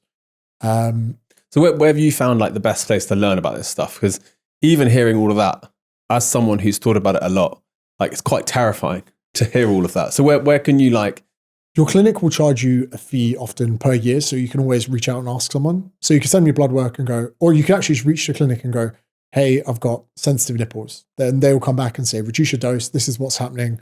I could go to my clinic and say, hey, where should my estrogen markers be? And they'll be like, oh, relatively free. So they're always on hand to help you with that. But then when it comes to things like injection frequencies, YouTube was great for that. Derek from More Plates, More Dates does a lot of information about it. There's a lot more discussions online. People like Peter Attier, Greg Doucette, like all of these are like kind of gym bros online. But when they're transparent about their TRT protocols, it makes it a lot easier. And this is what I want to do ultimately, is that if someone like you was to go onto YouTube and my videos were why I started TRT, how often I inject, that can kind of just, the more information we can give people, the better they can make a decision that's best for them. And it kind of excites me to put out that content because I'm passionate about it. Even with my friends, every time they ask me about it, I end up doing a TED talk at dinner about it. Yeah. The pros, the cons, the benefits. And even this morning before I came here, I got a taxi into London at 4:45, went to White City when it opened, had a great gym session, felt great, sat in a sauna for half an hour. I was a bit of a wreckhead in my mid-20s. I party every weekend, never said no to a line. You know, now 35, getting up with a crack of dawn. ChatGPT-ing your blood work. Yeah. And doing my blood pressure in the mornings, having a look at my, 110/60, lovely, showing off to my mates that are on TRT, look how good my blood pressure is. So I've now gamified my own metrics of kind of male health, and I feel so much better because of it. The other thing I definitely wanted to talk to you about, because you've, again, been quite open about it, is like Ozempic or similar things to Ozempic. So I was telling you before, one of my best friends has been on something similar to Ozempic. I can't remember the name of it, but it has had the most life-changing effect on his, appearance, his confidence. Like, I play a lot of sport with him, and he has just become so much better at sport because he's lost the weight. And then there is quite a bit of a backlash against the fact that so many people are on it now. What's your take on Ozempic or similar, and how can people practically think about using it? So Ozempic is a brand name for the compound called semaglutide, but Ozempic's kind of like the mainstream name. It's what you'd use in a YouTube title, or probably for this clip, the video, because people know it so well. Wegovy is semaglutide, which is again Ozempic. So they're just different brand names. Then Mounjaro, I can't remember the name, tirzepatide or something, which is another compound. So in the UK, I think Mounjaro is becoming a lot more popular. So I, as a knee-jerk reaction, being a classic fitness pleb, I did a video, you shouldn't take Ozempic. I looked into the negatives. But the thing is, if someone had just told you about anesthesia, hey mate, there's this process where we give someone a drug and it knocks them out. And then you go, 0.1% of people never wake up. You can make anesthesia sound pretty fucking scary. And that's what I did. I straight away went to look for the worst side effects, the worst outcomes. I was like, if you take Ozempic, you could get depressed or have suicidal ideation. And I'll never forget, I don't usually read the comments that much, but one person was like, James, read your books, come to your talks, love your content. Respectfully, you've got this so wrong. This has changed my life. And I remember that night I was there, I was like, fuck, I'm going to have to take it. I'm just going to have to take it. So I ordered a vial of semaglutide from a peptide clinic in Australia. And in 2 weeks, I lost over 4.5 kilograms. And of what though? Of fat. I just got leaner. But at this point, this was pre-TRT, probably lost a bit of muscle as well. But I loved it. For me, I have a lot of food noise, even when I'm jet lagged. So when I'm jet lagged, I'm tired and I have no levers to pull to make me happier apart from caffeine. But then in the latter part of the day, when I can't have caffeine, I just need food. And I have, it sounds crazy, I've never been happy on a diet, because every time I've said no to food to remain in shape, I've not made that decision happily, if that makes sense. So someone goes, do you want a dessert? Yeah, I want a dessert. But then I say, no thanks. But there's a bit of trauma in that decision for me, because I'm making a decision that goes against my wants and relative needs for an outcome of looking better or looking more like I do my job for a living. So when I'm not on a diet, I steadily gain weight and I'm happy. Then I have to go on a diet where I'm steadily kind of semi-miserable, having to force feed myself vegetables just so that I can kind of combat the cravings that I have. But the majority of my food cravings are emotional. I could have told you that anyway. And I think that could be why so many of my fat loss clients resonated with me, because I talk about food in a very emotional way. Never could just eat chicken and veg and broccoli. I'd rather be fat. I said to you before, I'd rather be fat. Yeah. So when I took Ozempic, and this is really annoying, right? I've spoken about this on podcasts, and now the clinics are clipping videos of me to sell their pens. And one of them in Australia called Pilot, I messaged them. I said, oi, you dogs, stop selling your product using clips of me. I'm not affiliated with you in any way. They hired an actor to sit in front of a podcast to say what I said word for word. Pilot, you dogs. So I took it, and I remember the next day, I had like a microwavable chicken meal company called My Muscle Chef, just like fitness meals in Australia. Just ate half, put half back. And then I went out and I went, I've never done that before. Never in my life. Yeah. The last time I didn't finish a meal, I can tell you it was in Iceland in maybe 2014, because I was so hungover, I couldn't finish a meal. I can remember exactly what it was. The idea, when I see people leave food on their plates, I'm like, you're fucking mental. Yeah. Every meal I eat, I have to be uncomfortably full or I'm not happy. And when I've taken semaglutide, I turn to my missus and be like, it's been 2 weeks since I've complained about eating too much. That's massive. That's huge. Then on semaglutide, the only way I can explain it is when my missus says, do you want a bit of chocolate? I happily say no. Or actually on semaglutide, I say yes just to be normal. So I go, yeah, I'll have a couple of squares. And I don't even want the squares, but I have them so that she's not eating chocolate on her own and feeling alienated by me. And then I'm fine with it. And then I sit on the sofa, I watch TV. Another time I went to pick up sushi. I love sushi because it's made quick and I can eat it straight away. I don't even microwave my food because when I'm hungry, I just want to eat it. My manager's like, you're a fucking freak. You don't even reheat food. You're that impatient. I ordered some sushi. I drove it home and my missus was doing something in the garden, put it on the side.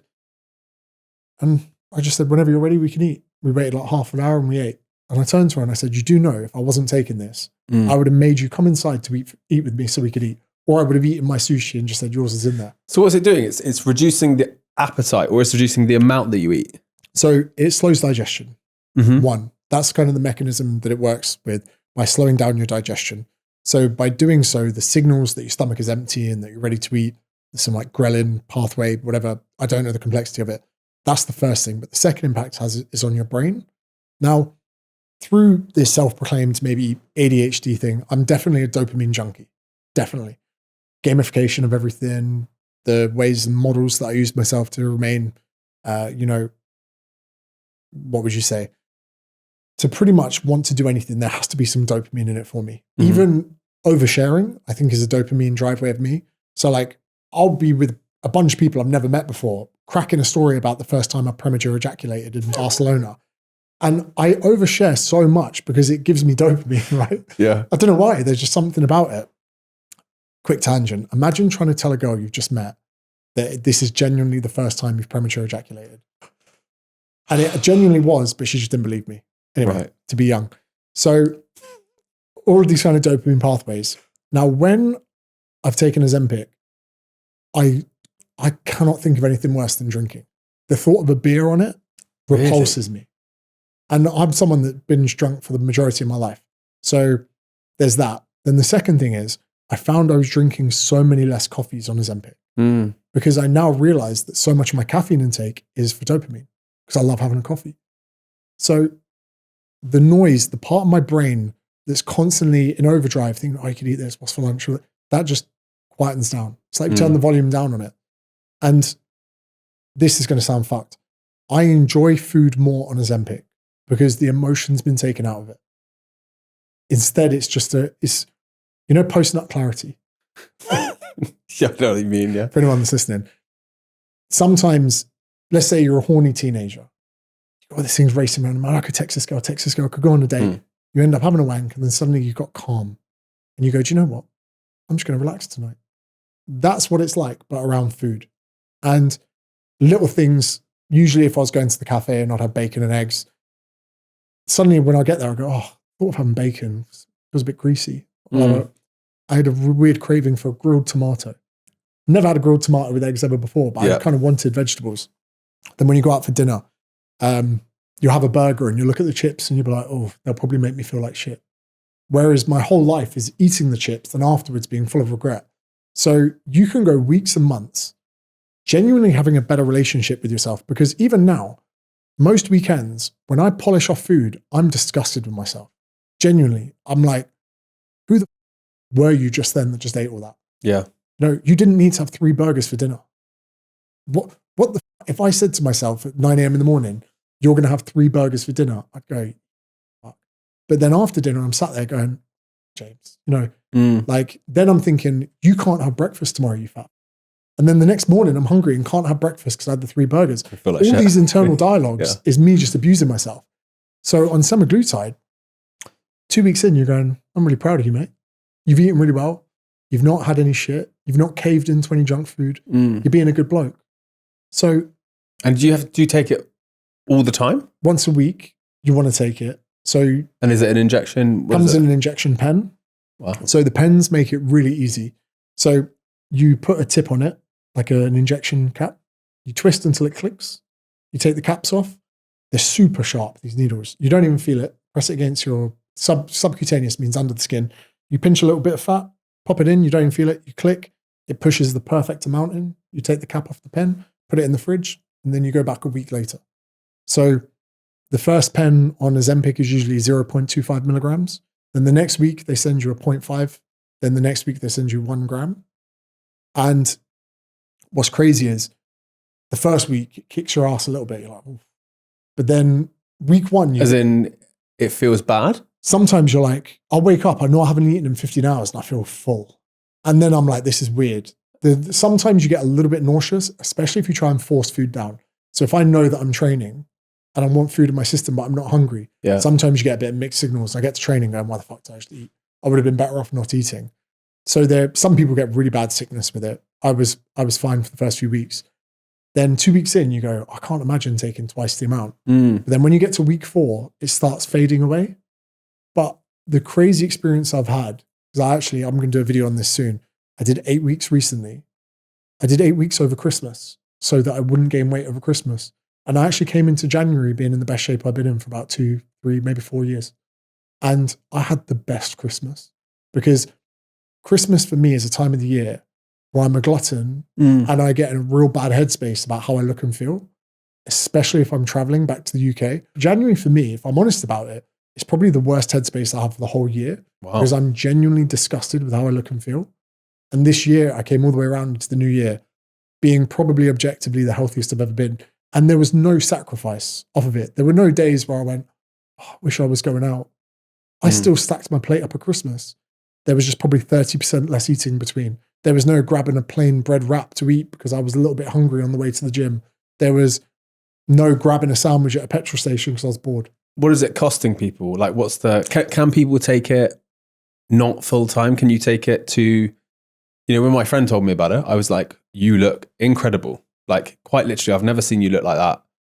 You're fitter than you've ever been. You're healthier. You seem happier.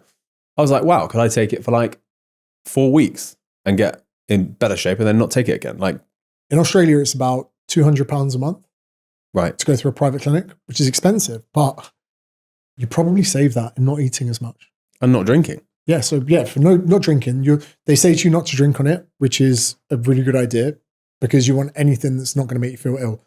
If you try boozing on it, it makes your hangovers hell. Really? I did it once, and do you know what was weird? I got to 7 p.m. at night and I couldn't drink anymore. I went out for lunch. I was looking around the table. I was like, the thought of another drink makes me feel ill.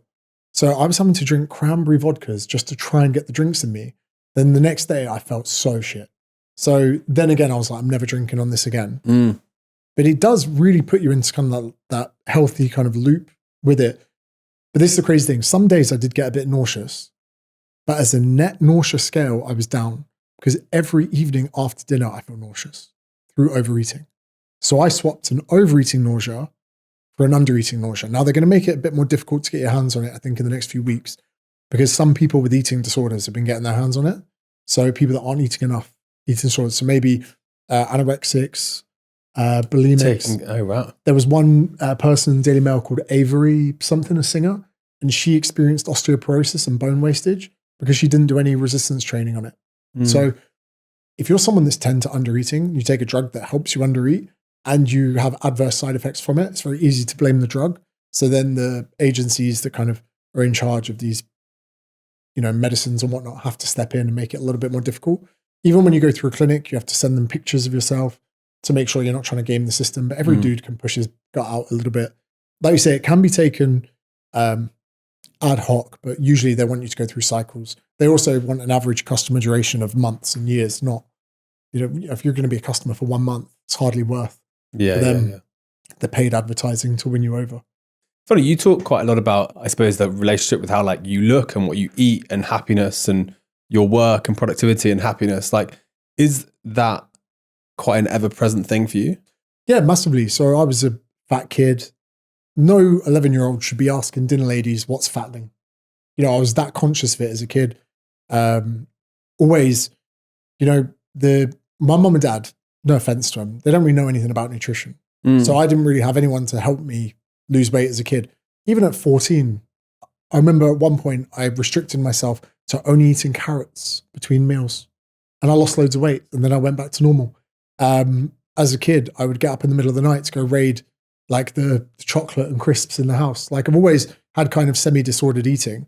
Then even playing pretty decent rugby at uni, I'd still live off sausage rolls. I didn't know what carbohydrate was till I was 22.